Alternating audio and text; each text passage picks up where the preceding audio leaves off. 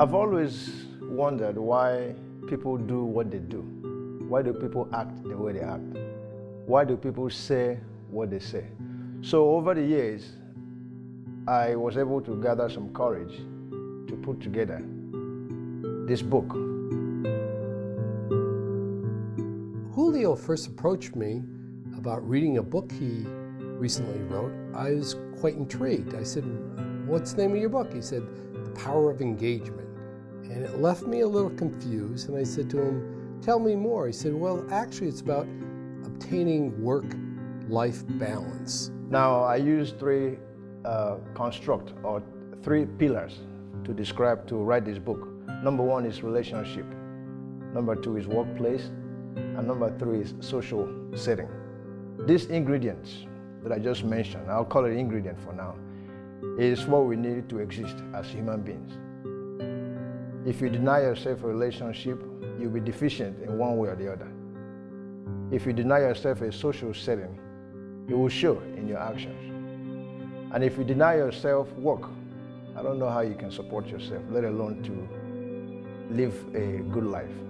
I started my business 15 years ago, and I was a technical, hands-on guy, and I felt I was pretty good at what I did, so I never considered if my business was successful, what would happen to me then.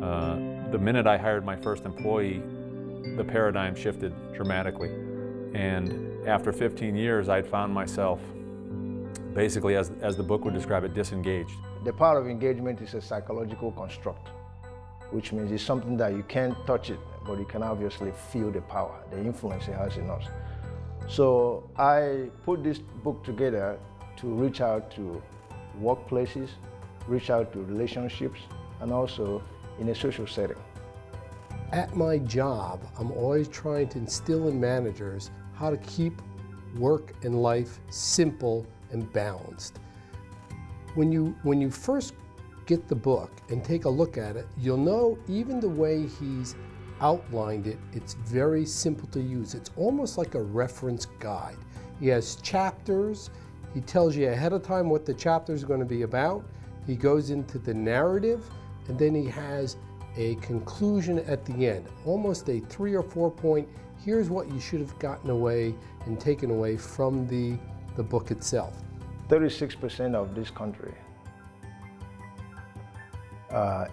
employees shows that they are satisfied the way their employers are dealing with work-life balance. So 64% of the population, working population, are out of balance. I said to myself, this is the type of guide I need for each one of my managers, right? So that we have a common framework in which we can reference issues that come up in the office. None of my employees were invested in my business, and they were all in it to get something for themselves. And just by a fluke, I got my hands on Julio's book and I read it, and within the first chapter, it became pretty clear to me that it wasn't so much what they were giving back to me, it's what they were getting from me.